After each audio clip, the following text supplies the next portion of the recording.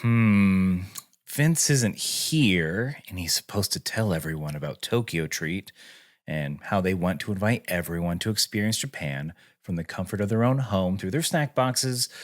Um, no, that's okay. I can do this. I just have to think like Vince. All right.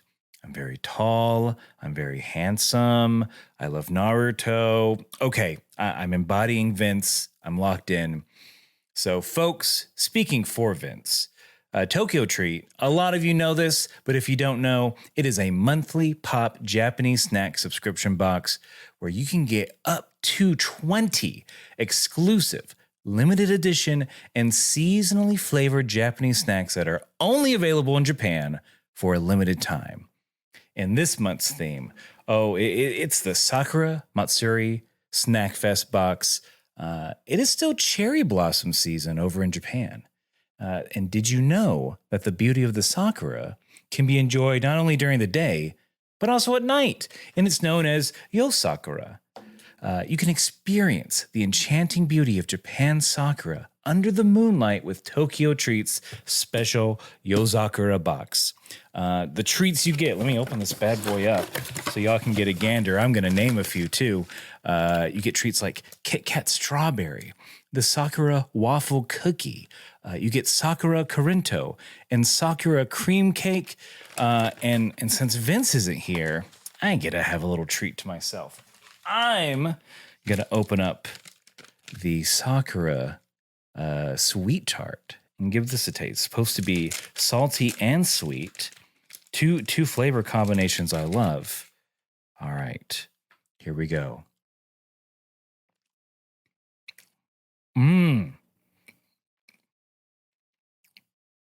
A creamy innard, nice dough, nice cookie-like crust and dough. I'm going in for another bite. A very, of course, florally sweet note to it. I wish I had a glass of milk here, but I don't, so I'm going to keep going with the ad. And if Vince was here to tell you about these treats, he'd also ask me, like, how do I know about them? How do I know what's safe for me to eat? I have some food allergies. And I'd say, Vince, every box comes with a booklet that tells you all about the snacks you're receiving, all the allergen information you need.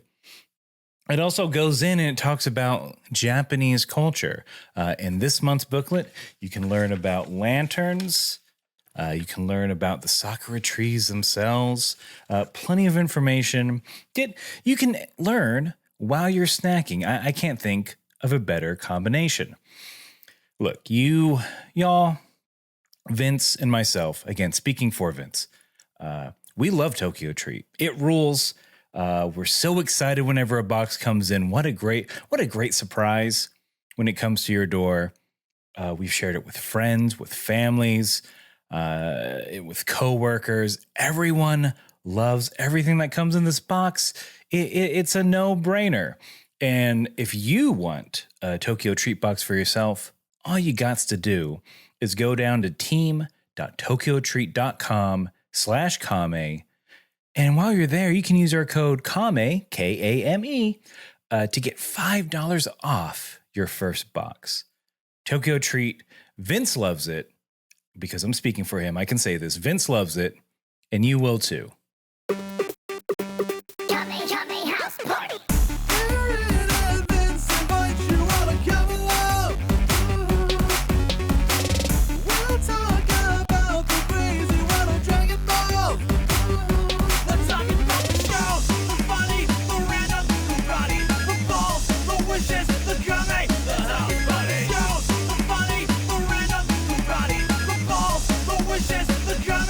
House Party! Hey, everybody. Welcome to Kame House Party. I am Aaron, and this is the universe's only improv comedy Dragon Ball watch-along podcast. And we have, this week, another wonderful and also great guest host for you. He is a voice actor and audiobook narrator. I dare say he puts the double D's into dulcet tones. Thank you. Oh, see, there you go. Yeah, let's not delay any further, Max Newland, thank you so much for joining. Welcome to the show. Yeah, hello. I'm actually going by Super Max these days. Oh, okay. Yeah. It's so important to my identity that you get that right. Did you do a bit of Supermax? Did you do a bit of training previous to this that informed Yeah, I've this? been watching Dragon Ball Z for an entire year, but to everybody else, it was only a day. I mean, I'm sorry, it was only an hour because I was in the special, the hyperbolic anime chamber. Even faster than the regular time chamber. Yeah. Max, thank you for coming onto the show. My pleasure. Thank you. I gotta ask, what is your relationship to Dragon Ball? What's your history with the show? Okay, so this is actually the second time I've been involved with the Dragon Ball Z podcast. Go on. In 2017, I started my first podcast, which was called Zenkai Boost, which was a show where me and three of my friends watched Dragon Ball Z Kai, not the original, but the sort of recut remaster they did in the mid 2010s. It was called Zenkai Boost, and we would watch an episode every day or every week, and we also were doing this bit where we were trying to figure out what the coolest moment in all of Dragon Ball Z was. You know, like we would have a vote at the end of every episode. I think we only got up to we didn't get to Cell. We didn't get this far. Okay. Yeah. So coolest moment could be now. Could be well. I mean, we'll get to it, but I don't know. What do you remember what the coolest moment is? What you determined it was? Up to the point we were at, I think it might have been Vegeta using Big Bang Attack to kill Android 19, the clown android. Okay. That's pretty sick. But we had a really strong recency bias, I will say. As the show came on, it tended to be whatever cool thing happened most recently. You know? For me, one of the coolest is classic shit. The very beginning of what we know as the initial Kamehameha Gallic Gun beam battle that took place in that first Goku Vegeta fight. Super iconic stuff to me. I mean, I feel like it paved the way for so many things, Dragon Ball. Yeah, that is so good. Just I'm flashing back to the colors of it. I mean, it's perfect. We're talking about it. Yeah, and you know what?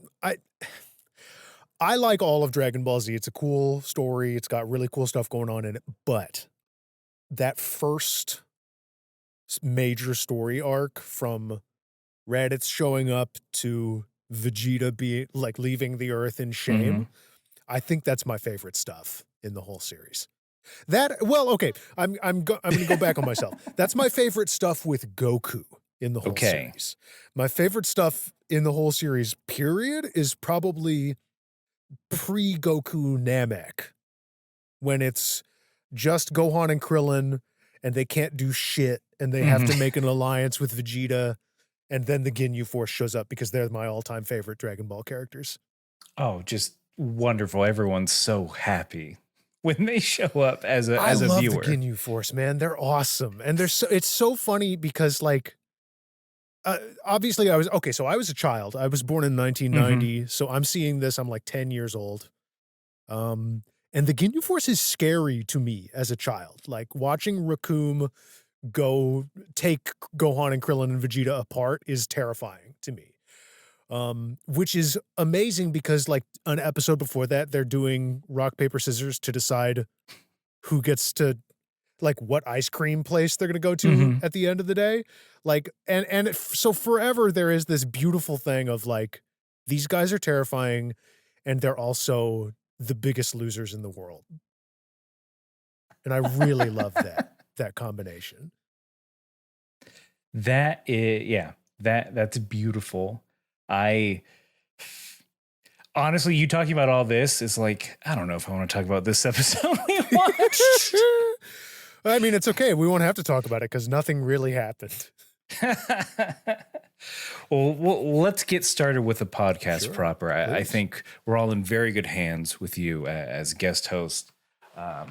So it's time for a little bit of Kame housekeeping. We have to get you, the listener, ready for the show ahead. Got to clean up a little bit. And the first part of Kame housekeeping is the world famous, UN sanctioned 1 minute roundup. Leaf blower sound.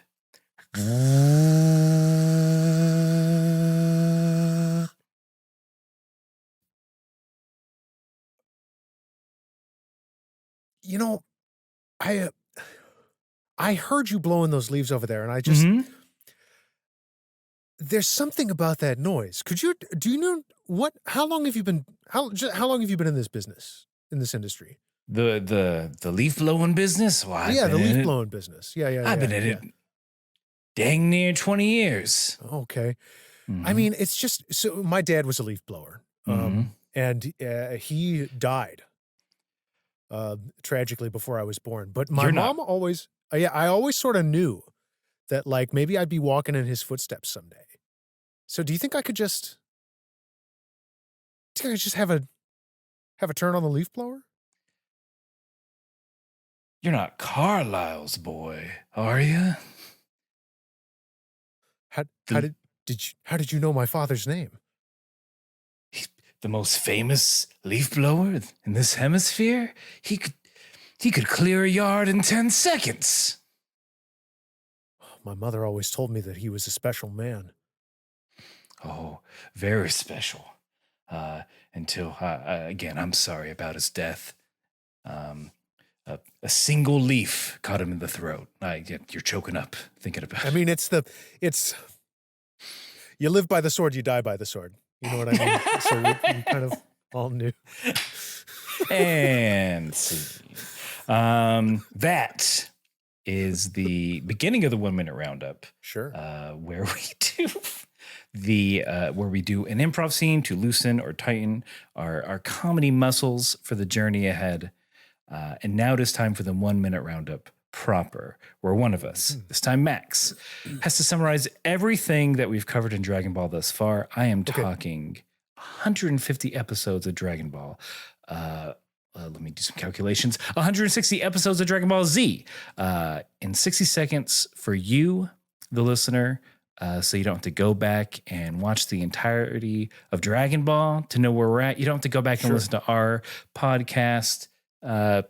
You can just step right in to the latest and greatest. And the only thing left to do is Max. Yeah. Are you ready to Yes. round up? I'm ready to round up. It's like I'm at the grocery store and they've given me change in pennies. I'm ready to round it up. Are you ready to round up for charity? In 3, 2, 1. Okay, a brain-damaged adult with the emotional and mental maturity of a 6-year-old learns that he is an alien from a planet of people who turn into monkeys in the moonlight, but not like in a werewolf kind of way. He also then learns that out in space, the guy that destroyed his planet is still out there doing like galactic genocide for basically no reason. They all go try to stop him, and they do, but then it turns out that there's an even bigger problem, which is that this guy also, when he was a kid, knew a different guy who made androids, and those androids, for some reason, are even stronger than the guy who does intergalactic space genocide. And now one of them is here and is getting even stronger by eating the other ones, and we only know that because this guy's best friend who hates him has a son who time traveled from the future to try and warn them about it, but now the bad future is coming to pass anyway. My goodness. What a wonderful roundup. I feel like there's a lot in the middle that I elided a little bit.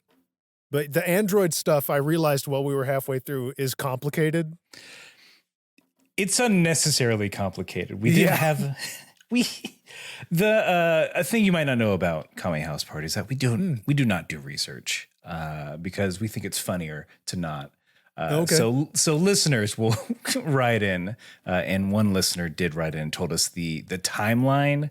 I think there are 3 different timelines that we're working with now. Essentially, I also forgot half of it. But correct, it's complicated. Yeah.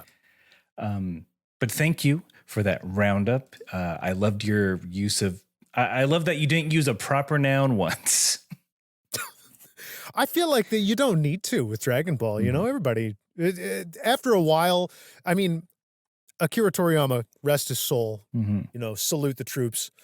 But he kind of made it up as he went along, I think, and so it's fine to elide details here and there. We know which guys you were talking about. There's the guy who's got the crazy hair. Well, that doesn't really narrow it down. Crazy, crazier, craziest. Yes. And then there's a guy with no hair, and that is but that's not the most notable thing about him. He's also 3 feet tall and doesn't have a nose. That's not the first descriptor you're giving to an officer. Yeah. Oh, by the way, he was bald. Like is how that ends, you know? And if that wasn't enough, sir. Yeah. Thank you for the roundup. It has allowed us to move on to the next part of Kame housekeeping, which is where we let you, the audience, know that we watched 2 different versions of the episode. I watched the original Japanese language English subtitled version. Max has watched the English dubbed version. Is that correct? Yeah, no, it is. It is correct. And I'm sighing because like you had probably a more coherent experience than I did, I would say. We'll see. But in fact, this is why we do this, because it is fun to compare and contrast the differences. Sure. The first difference is usually the title. So Max, could you please give us the title for your episode? Vegeta must pay. Mine has the word Vegeta in it, for sure. Okay. So the title for my episode for Dragon Ball Z episode 161 is Super Vegeta in Peril. An absolutely perfect terror closes in. It's one of the things I love about Dragon Ball, you know. The title is 2 full sentences. I feel like I forget every time, every week. I'm like, oh yeah, this is what's going to happen. And in the American version, they trim it down so aggressively. Vegeta must pay what? Vegeta must pay. In the one previous to this is called Cell is Complete. Hey, that's all you need to know. Their title guys just getting paid by the letter. Well, yeah, and they're trying to cut down that contract. You know what I mean? He's got to negotiate. He does. All right, and we can now get on to the episode proper. All right. I think one thing that I will point out in my narration to set up the scene, the narrator said, "The overture to the collapse of the Earth. No, the whole universe has already begun." All right. So what they did for my episode is okay. Here's I watched the Blu-ray version. Okay. And when I put subtitles on, because I'm the kind of guy who always puts subtitles on when I'm watching TV, you know, audio processing, not always sure what I'm hearing. I realized the subtitles that I called up were the Japanese audio direct subtitle, not the like English dub script subtitles. You know what I mean? So at first I was like, oh, it didn't work because there's a lot of opening narration. like a lot of narration. And it goes on straight from the opening, from like cut open end of the episode all the way to the title drop. The whole time there's narration happening. Even interspersed with the actual dialogue from characters is a narrator who's like going through all of this with you. And I don't remember much of it, to be honest with you. And this is the English dub narrator. Yes, the English dub narrator who notably is absolutely the same voice actor as adult Gohan later on in the series. Probably the voice director, I'd have to imagine, knowing what I know about the industry. You've sprung my trap card, which is I'm the anime dubbing history guy. This is perfect. And boy, oh boy, like I told you, I watched a lot of Dragon Ball Z Kai, and I knew I was preparing myself for a very different experience, and that's exactly what I got here. Okay, let's feel free to hop in with any factoid you might have about the dub, as we've discovered that Krillin is in fact alive. He's alive. He gets up while Cell just does some stretches still. He's just testing out the new bod. I think there's a moment where Krillin stands up and then he falls back down. A notable line to me was him saying, I'm falling to pieces, and then just flops down. Yeah, in the American dub, he's like, I hope nobody thinks it's rude, but I'm gonna take a nap. And also, hey, this was contentious in my previous Dragon Ball Z podcast, but I got to shout out, there are things that I think were done better in the English dub, as rushed and as much of a hack job as it was at times. Destructo Disc sounds cool to me. I will never stop calling it Destructo Disc. Yeah, can't take it from me. It's a great name for that attack. It's sometimes, look, broken clock is right twice a day. And the other time it was right was Special Beam Cannon, in my opinion. Special Beam Cannon's so good. Special Beam Cannon is fantastic. You don't need to iterate on that. I think I was thinking, as one does when they have a Dragon Ball podcast, I was thinking about my favorite attack. And I'm like, oh, it's Special Beam Cannon. Special Beam Cannon. Because and half of it is the name. So we have Krillin falling over. He drops to the ground. He takes a nap. Would love for someone to point out that he is being rude. And then we have Cell. I feel like I wrote down a lot of lines this episode. I don't normally do, but Cell, as he sees Krillin fall over, he's like, hold on, let's see if I can channel Miss Plankton here. Such a fortunate man to be the first to taste this perfect power. Yeah, in my version, I believe his exact words were, he should consider himself lucky to be the first to be touched by my perfect body. No. Which was very interesting as a thing to say, yeah.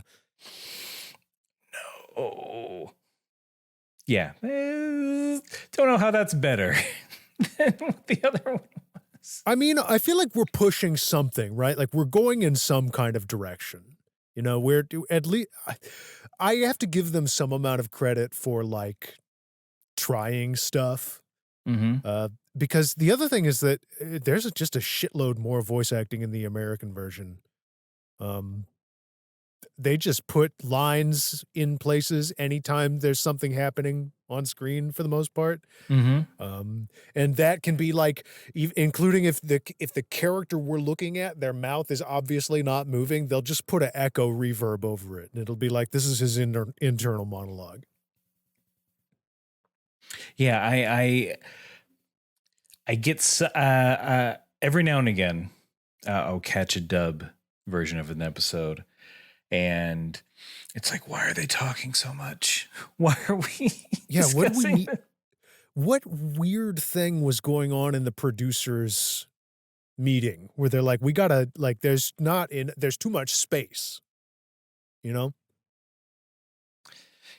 Kids hate silences. Kids hate silence. They can't deal with it. Kids love words and they love the sound of them. Voice actor for Cell, gotta shout him out. His name is Damian Clark. He's still fucking doing it. Oh, damn. Still doing He Cell or Yeah, the job? He literally appeared as Cell in Dragon Ball Superhero 2 years ago. Oh, wow. Yeah, good on him. Good on him. He now does, oh my God, he was in Yu Yu Hakusho. Holy shit. Which I am actually Wow. watching for the first time. He was younger Toguro in Yu Yu Hakusho. I've not met them yet. Okay, me neither. I'm also watching it for the first time. I haven't gotten there yet. Oh, that's awesome. Where are you at? Let's talk about Yu Yu Hakusho real quick. Well, I mean, yeah, let's talk about a way better anime. We watched some of it for my previous anime podcast, After School Anime Club, and we got up to, I want to say episode like 12. I don't know how exactly how far. They've only just barely introduced the whole main cast, basically. Yeah, that's where I'm at. Is it's their first mission as a team of 4. Yeah, just raiding a castle. What a fun! It's almost it is actually crazy to me that was on television around the same time as this, because it feels more. I don't know. Like the thing that jumped out at me is that the pace of this episode is nightmarish. You know what I mean? Like it's so luxurious. You know how long everything takes forever, lots of long lingering shots. It is unfortunately the nature of this podcast that sometimes you get one of these. You got a dud. I'm sorry that we brought you on. Hey, that's a lot for this particular episode. Someone's got to do the job. Mm-hmm. Just like Vegeta gets jobbed really hard in this episode. Someone has to do the job. Yeah, Vegeta, as Trunks is tending to Krillin, giving him a senzu bean, making his mouth open and close for him. Vegeta finally flies down to fight Cell. As Krillin, so the first half of this is really Krillin. It's Vegeta and Cell. Just sort of like, are we going to fight now? He's like, yes, we'll fight now. My favorite part of that whole dynamic is when Vegeta starts like shuffling slowly towards him and Cell is shuffling slowly back. Like two crabs sizing each other up. They can only walk sideways to face each other.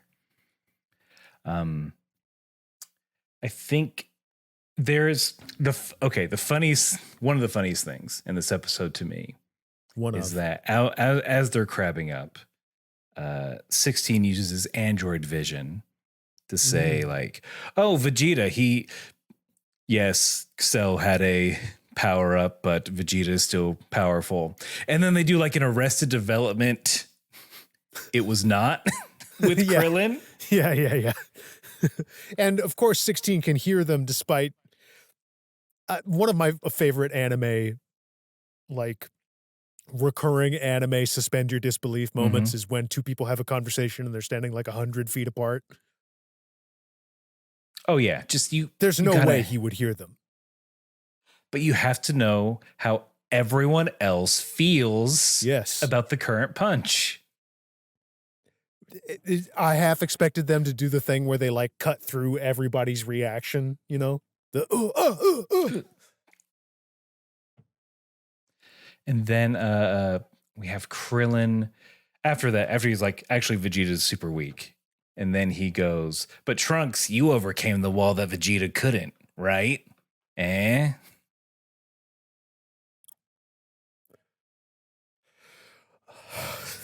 just such a, there are situations stacking on top of each other that are so flimsy.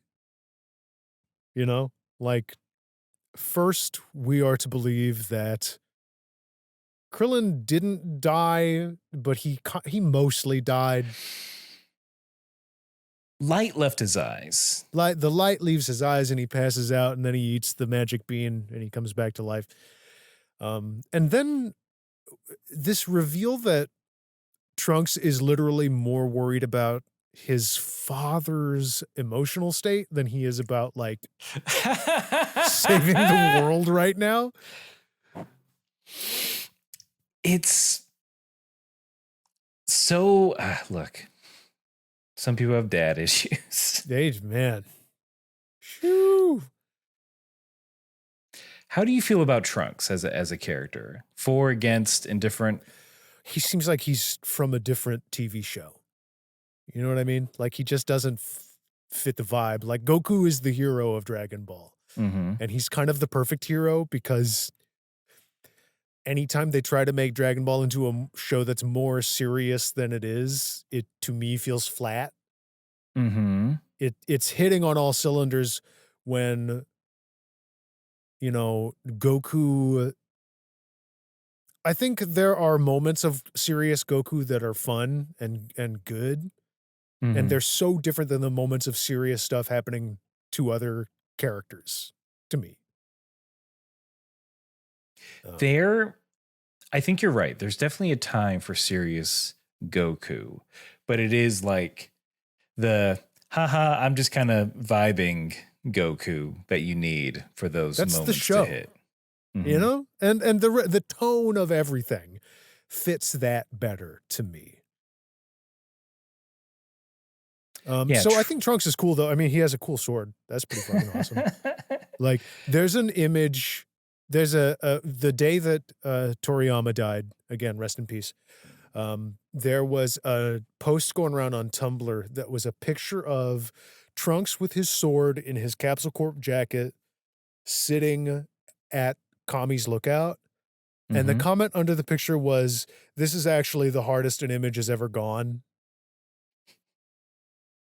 I mean, it kind of is. Like, the design sensibility coming off of it is beautiful.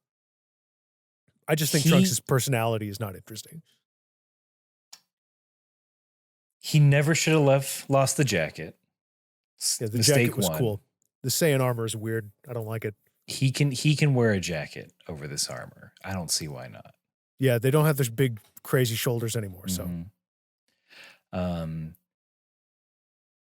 yeah, I think I don't know if we talked about this on the show, but yeah, Trunks is such an amazing design. I hate his new hair. Him being Super Saiyan, that's bad. It's bad hair. Just bring it down. Bring the bowl cut back. It doesn't make sense to me. Like, I guess it's because are we to assume his hair is only partially affected by the anti-gravity field because he's half human? Because his weird ponytail, his weird gambit hair, the ponytail doesn't pop back. I also gotta say, I don't understand why they've decided to turn his hair from purple to blue in the current. I almost said meta, but that's not how we talk about it. The current continuity of Dragon Ball Super. I don't understand why we've done this. Why? Are you familiar with this? Because when he first shows up, it's more between him first showing up and then that. Or are we talking about Super? When I'm talking about Super. I'm talking about Dragon Ball Super. His hair is blue. It's the exact same shade as Bulma's, which is just not what we're looking at with Trunks' initial appearance in Z. It's clearly purple. So I've watched maybe 10 episodes of Super because I've held off specifically for this podcast. Are you going to get to it eventually? We'll see. All right. We'll see. No one hold me to this. We have not promised anything to any listener. I want them to know this. This is not me calling a shot right now, but in the eventuality of the possible eventuality of it, I have been on a super fast. I have not partaken. Okay. But I am aware that a future Trunks does show up. He's like Ozempic'd out, and he does have the blue hair. He has blue hair. I mean, maybe he dyed it. I don't know. You know, maybe I'm just being a hater, and he dyed his hair to be more like his mom. No team. I don't know about that. Does this? Yeah. If that's the future. He's a little bit of an herb. You know what I mean? A who? An herb. Like, he's just kind of an herb. He's a very dry guy, Trunks, is what I'm saying. You know, he is, I think he gets moments of being cool, but for the most part, his personality doesn't really develop until we meet Kid Trunks, to me. Kid Trunks is very, like, spunky in a way that I appreciate. Kid Trunks rules. Yeah, I like him. He's cool. Future. I got a pitch for you. Okay. I think you describing Future Trunks in this way, he's a Tobey Maguire. He really is. He really, really is. Mm-hmm. And I think there could actually be a really fun, like, filler arc where Kid Trunks meets Future Trunks and he realizes that his future self is, like, really lame and he needs to try to help him be cool. I think that could be a really fun couple of episodes. That would be kind of more interesting than what we're talking about now. Again, yeah. We'll get. Are we at the halfway point yet?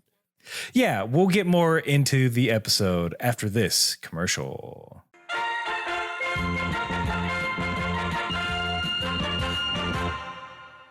Hey, Riley. Yeah, Andrew? Do you want to make a podcast ad? I do, but what would we mention? So I think that we could probably put together an ad for a show called The Podcast Minds. There, but for the grace of pod, go we. You know, it's a podcast where we both pitch each other podcast ideas instead of doing one ourselves. Yeah, it's a podcast pilot pitching project. Totally. We should mention that it's a comedy show, right? Where we throw out ideas like getting weirdly deep into the themes of Jumanji. Is that one a podcast? No. It's a podcast idea that is actually a front for me to talk to you about hyperfixations I got. Oh, that's most of the things that you hit me with. What about instead if we just talked about all the different ways you could do a rewatch of Lost? Now, that sounds like you just did what I did, but you said it in a positive voice.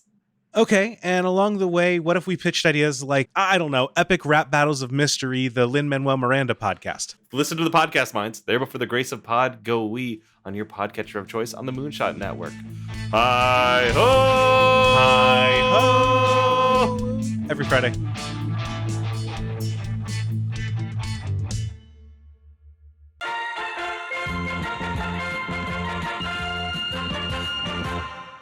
Only a small reprieve at the lookout as Piccolo is just mad at Vegeta and saying he's letting his pride take over, so his rationale is out the window. And Bulma's here too.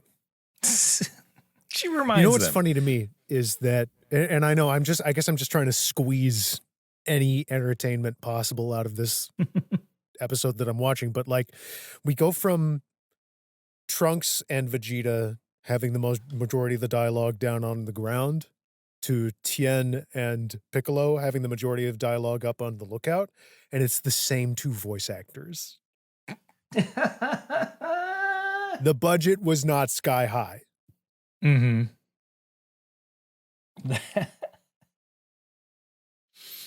That's beautiful. Just what, 3-4 folks? I think they Going were in able the to do booth this today? episode with like 4 people on this day. And surely one of them was also the voice director at the time, because that's usually how these things worked out. Okay. In the sort of Wild West, late 90s days of English anime dubbing. Yeah, just a lot of I have another podcast where we're covering Evangelion, and I recognize a lot of these names just over and over again. Yep. There's that guy and that guy and that guy. There was like 12 guys working for Funimation at this time. And now it's, well, now, now they'd probably like you to forget about what's happening with Funimation right now. Mm-hmm. Yeah, just like they forget about Bulma. She's just mad that they're talking to her, and then we leave immediately. Yep. Right after Bulma kind of rightly calls out the sort of fucked up gender dynamics at play in the Dragon Ball world, where women don't really get to do anything in this show.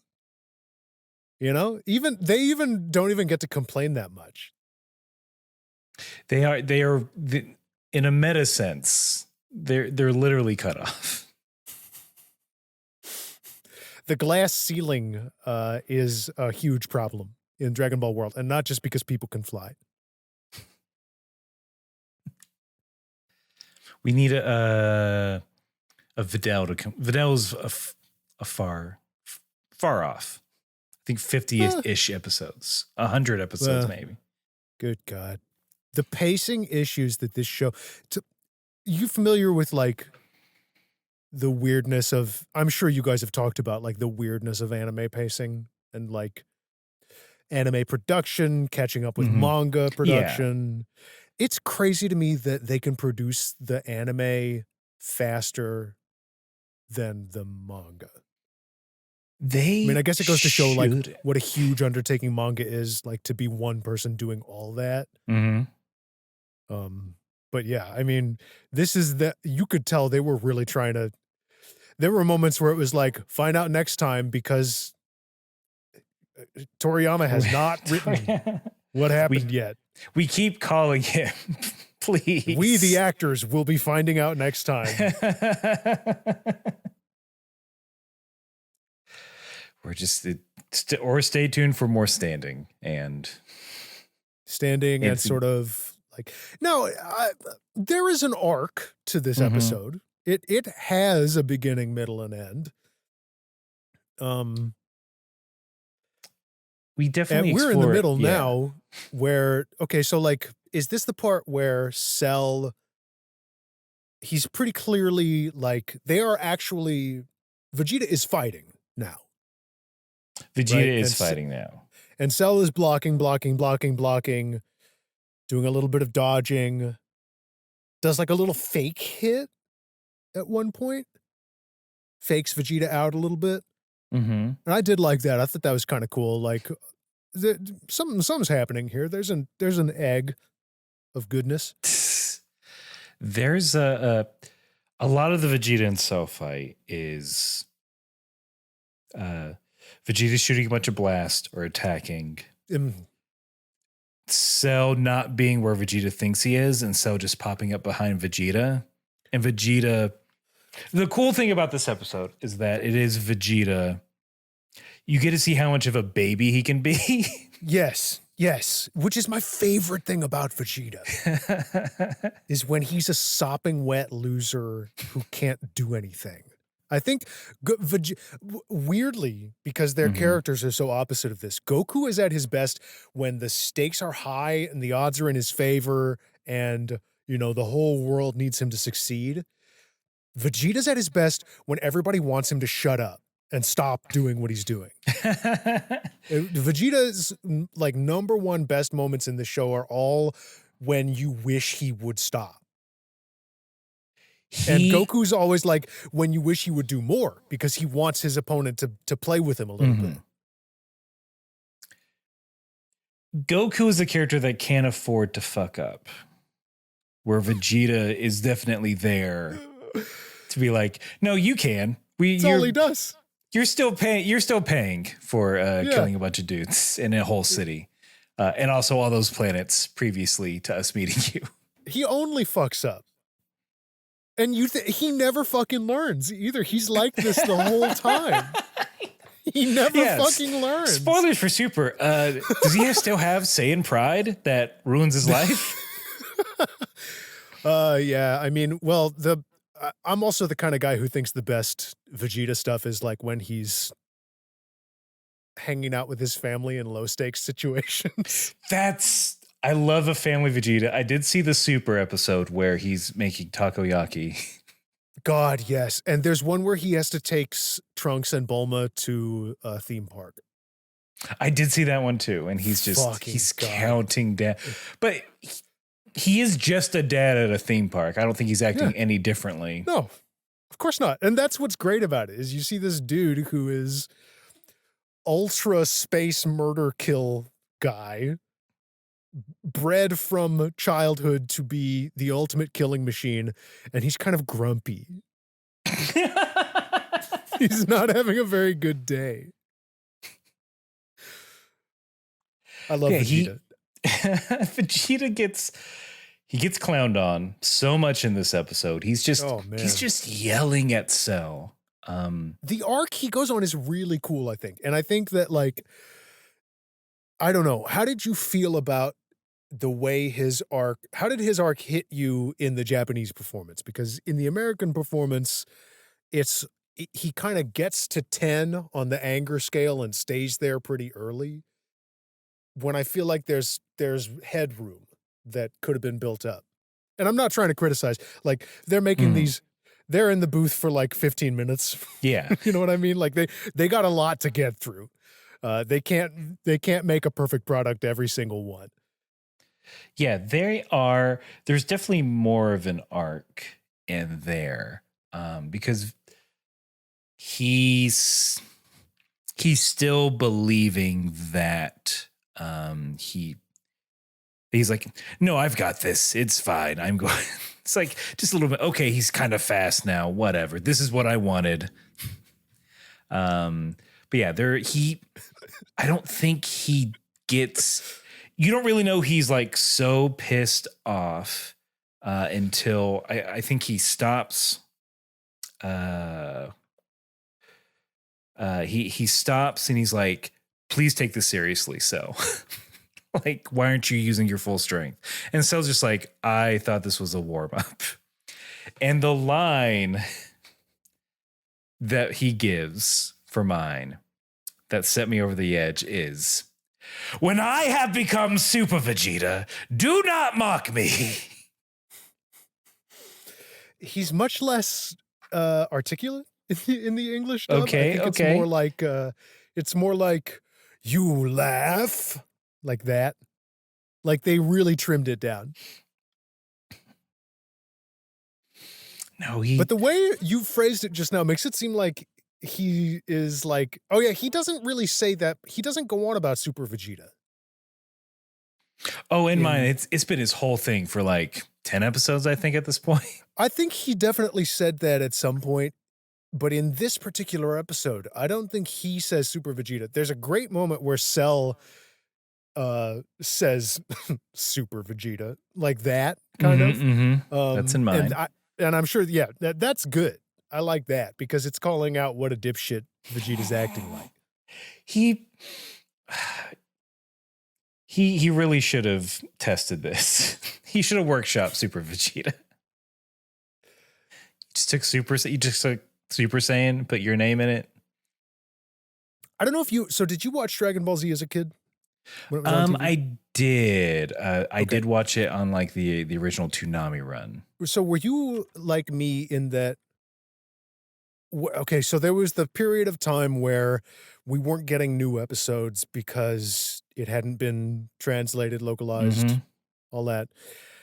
During that period of time, what I did is, and this was the early internet, when the internet was way better than it is right now, and there were still like independently owned and operated websites where people would just post whatever the fuck they wanted. And there were a lot of Dragon Ball Z websites, and a big chunk of these Dragon Ball Z websites was someone telling you in probably, in way too many paragraphs, exacting details about how all of the rest of it happens because they watched it in Japanese. I did not experience the web. I came to the web later in life. I was an early adopter myself. But what we did have, or that my friends had, were fan translations on VHS. so we, Whoa. I'm a little older than you, but I love the Great Saiyaman so much. That's good stuff. Partly because it was like it felt fucking magical. When my friend came back from a con and like, here I have more Dragon Ball. Here's like, this skips so far ahead. It's a new opening song. It's a completely new intro. We Got Power. I forget if that's the actual title, but new opening theme song. It's like, here's Gohan. He's in high school now and he's just doing high school shit. Also, he's a superhero. Yeah, I remember reading, I have this super strong, extremely clear memory of being like 9, 10 years old, something in there. And on my mom's computer, on the dial-up internet, reading this description on a website that had frames and was like white text on a black background of someone describing everything that happens in the Majin Buu story arc and feeling like, whoa, this is so fucked up. I can't believe they go there. He gets brainwashed. Suffice to say, it felt way different like when I was watching it, I was mystified because I had heard every little detail of it. Yeah. Or read every little detail of it. But it was different. It was different than I envisioned it being and like more interesting and more colorful. Which is funny because I mean, my wife was in the room while I was watching this episode today. She's not an anime person. But what I said to her was, I can't believe I was on the edge of my seat for this. Because, yeah, I mean, what you're saying, they're fighting, selling Vegeta, punch, blast, blast, blast, blast, blast. But those moments are so interspersed with people sort of breathlessly going like, wow, this is really it. He's fucked this time, guys. Like, it's going really badly. What do you think? I also think it's going really badly.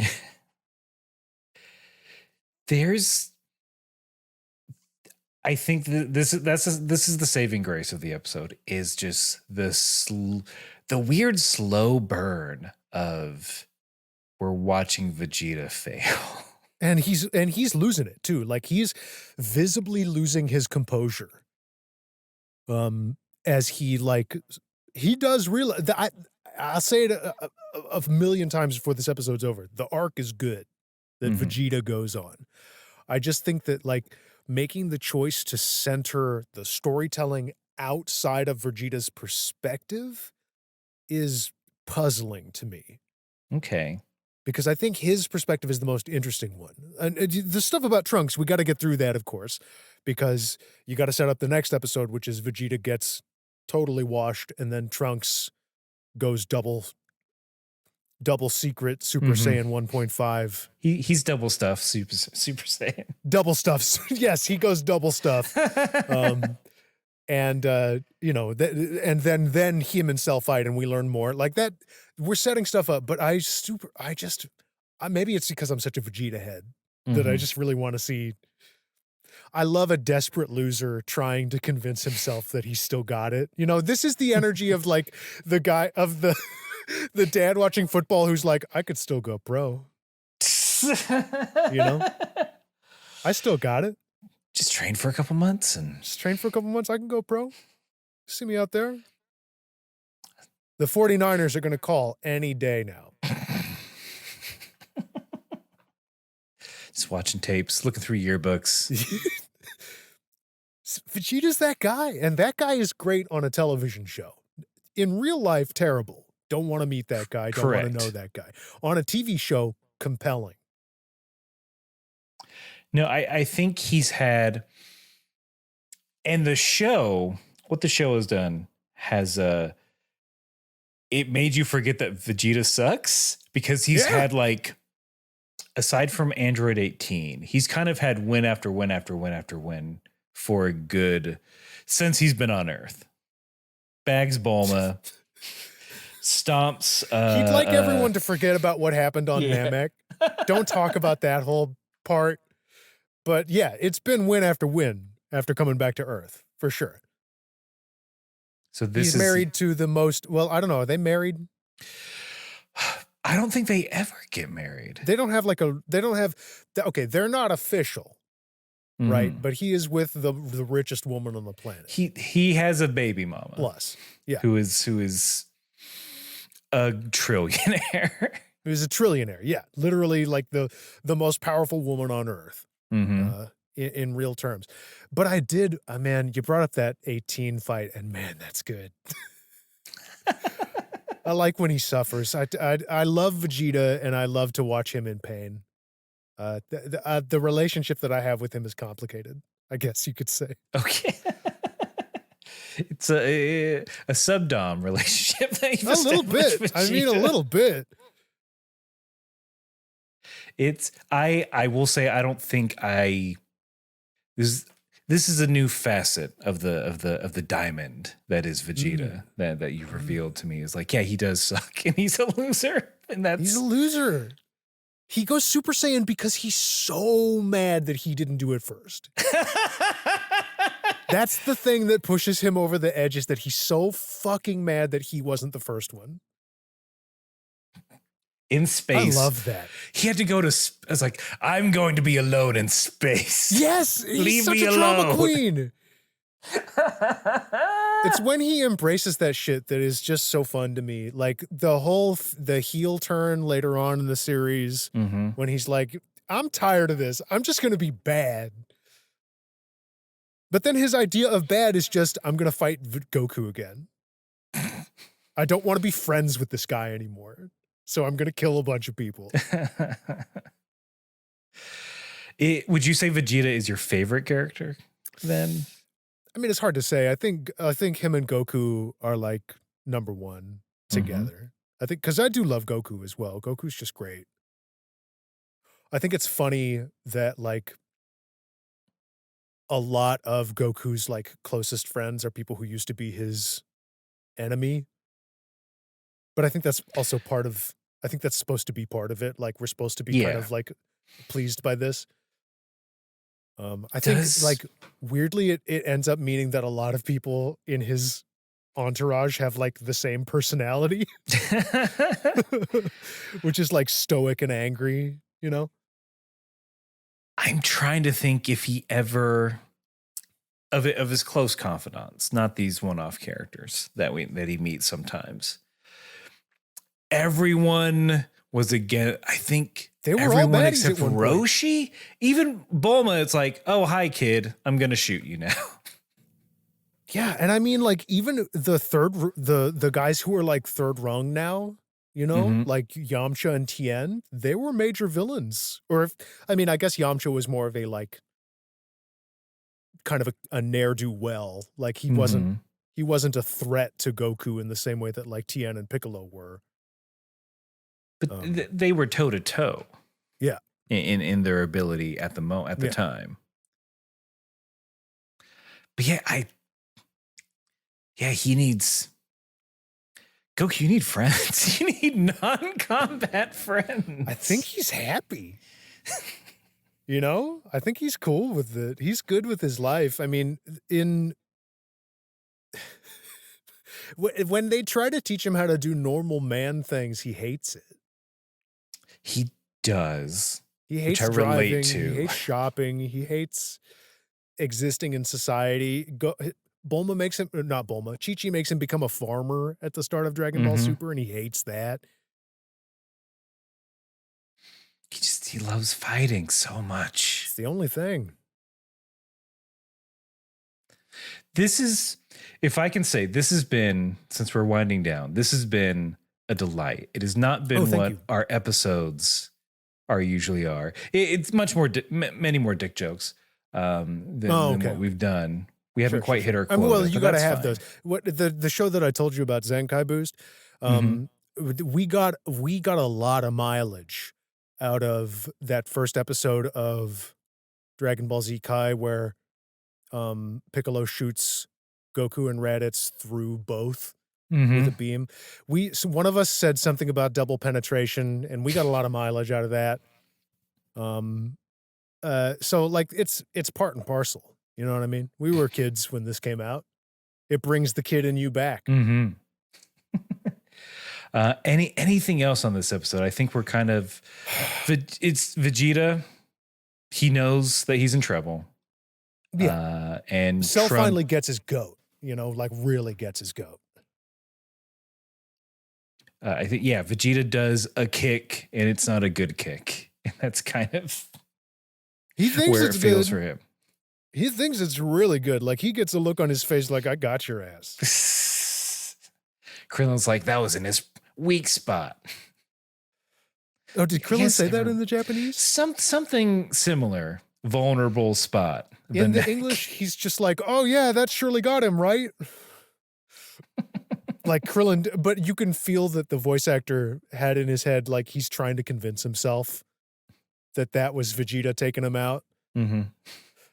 Because it's perfectly obvious to everyone that Cell is completely fine, undamaged by this kick. Stronger, maybe even. Yeah, like he's become healthier. This was the equivalent of sitting down and getting a nice massage to him. Well, the transformation really, it can make you sore. So have you guys talked on the show, by the way, about the way that Toriyama has talked about this arc in his life? I don't believe we have. What Basically, he had a lot of ideas that his editor said no to after he'd already written the chapter. Mm-hmm. And like he was getting like feedback by committee, they're doing like design by committee on him basically, where they're like, we need new villains and we kind of like them to be more relatable. We don't really like these teens. Like we'd really like there to be, we don't really like the old guy and the clown. We'd like them to be more like hip and relatable. Okay, we don't really like the teens. Can you do more of like a guy who's scary, like a really scary guy? Okay, yeah, a little bit too much of a bug. Can we do anything about that? Can he be like a tall, smooth, like pretty man? Something like that. And it reminds me of the episode of Rocko's Modern Life. Are you familiar with this? Rocko's Modern Life. It reminds me of Wacky Deli. Does that ring any bells for you, Wacky Deli? That was the show that the Fathead son made. Bingo. Okay, Bingo. There we go. The Fathead son comes up with this TV show. It's a surprise success. He does everything in his power to get it canceled, but the producers love every terrible decision he makes. And it feels like a weird version of that, the way he just kept being like, all right, fine. You want different villains? Here. These two, Vegeta kills them. Whatever. Now we got the kids. Okay, here's a bug man, All right, fine. He can look like a normal guy. Yeah. Here's your but he's got to eat Pope. the kids. He's and also, gotta eat hey, there's a line in this episode. Somebody says, it's 16. 16 says, how could Dr. Gero create something so powerful? And I got to say, I'm with him. How'd he do that? Can You seen Gero this create Goku guy? an android that even he can't lift? I mean, it's like he gives himself, and that the staggering weirdness that a guy with an ego like Gero would put himself in an android body that is not the ultimate one. You know what I'm saying? He goes through all the trouble removing his own brain and building a new body for it, and it's not even his best work. I think my man, he had to be full of himself. He's like, I need a new body, exactly how I look. I'm fun. No notes. 1 for 1. You know what I've always wanted? Glass dome on the head. Slap that on there. Now everyone can see how big my brain is. They just felt it before. Now they Dad. know.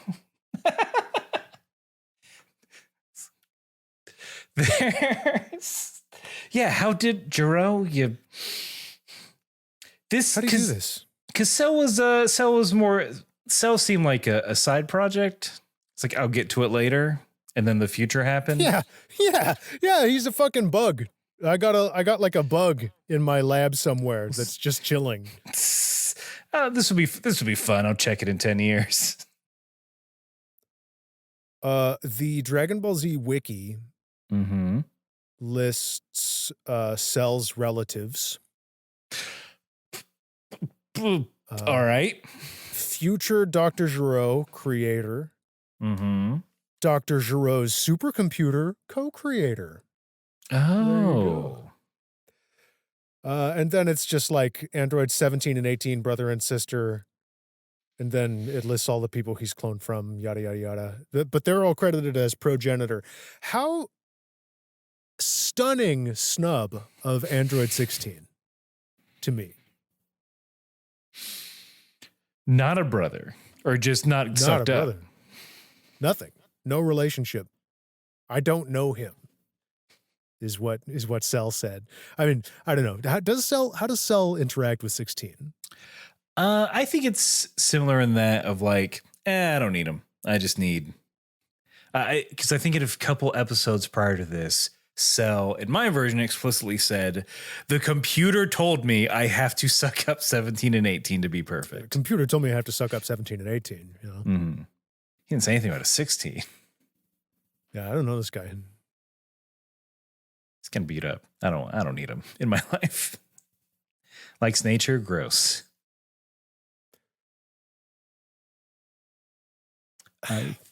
I just wish that 17, 18 could have actually been the main villains. Like, that would have been cool to me. I would have been fine with that. I would have even been fine with 19 and 20 being the villains. Mm-hmm. I liked them. I liked 19. I like that he's a weird clown man. I like that Dr. Gero's actually getting in the fight. That's cool. They could have, if we had them all four of them. Oh, and my then 16. God. 5, we fucked up. 5 androids, man. You said They it, did 5 a- androids, that's so good.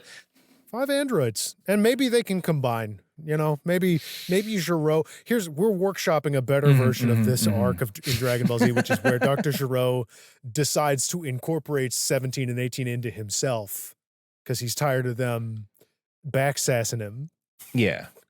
with their teenager ways. He started this loud music. Yeah. You call this music? Where's the tuba and trombone?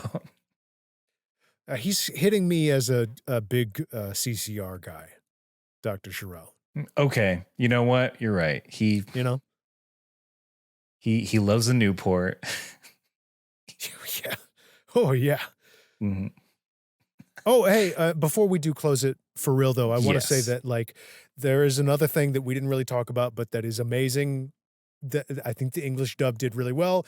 This controversial statement I'm about to make. Okay. I love the Bruce Faulconer score. I adore it. Interesting. I know everyone hates it. And I think the impetus for creating it was really stupid, borderline racist, to say, like, the kids aren't going to understand this. Mm-hmm. The kids aren't going to love this incredible soundtrack by Shunsuke Kikuchi, who wrote one of the best anime soundtracks ever. Let's just get some guy who works down the street to write some music for us that we're going to use 10 seconds of in a loop at the absolute maximum.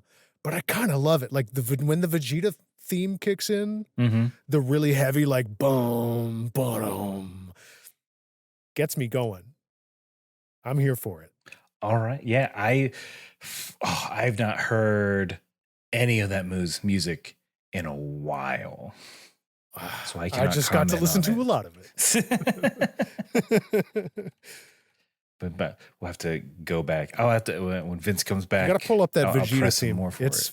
It's legendary. Well, Max, thank you for coming on My the pleasure. show. Is there anything? Thank you. Oh, thank you.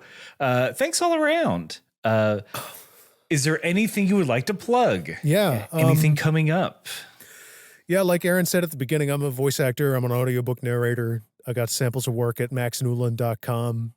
There is a book featuring my voice coming out soon from Beacon Press Audio. That is Borderline by Alexander Chris. That's coming out on April 30th. Okay. The full title is Borderline Biography of a Personality Disorder. It's a really cool book about the diagnosis borderline personality disorder, what that means, the history of it, the kind of stigmas that exist in our society around people who just need help. It's a really cool book. Yeah, that sounds like a very good and If you want to hear me talk read. about something way smarter and sound like a lot more professional, that's the thing. Perfect. Yeah, well, I'll make sure there will be links in the show notes. As we close out here, I do want to say, I know we haven't gotten to emails too much lately, but I just want to say thank you to some folks that have reached out, checking on Vince, just letting us know they like the show. Trey Young, D. Price Houseman, Master Researcher Nick. Whenever me and Vince refuse to learn anything, Nick Wolf comes in and schools us. So thank y'all for reaching out. Appreciate it. Vince appreciates it. This podcast is part of the Moonshot Podcast Network. So go check them out, moonshotpods.com. A lot of wonderful shows. You can listen to Max's show, After School Anime Club, which I personally, I was like a hunt and peck on that show, but like very fun, just a fun hang of the show. We had a tremendous time making that show. Maybe someday we'll get back to it because it is a lot of fun. It's just also a lot of work, as I'm sure you know. Whether you are getting beat up by a bug or yelling at Piccolo for not listening to you, you gotta keep fighting. Keep fighting. Kame House Party.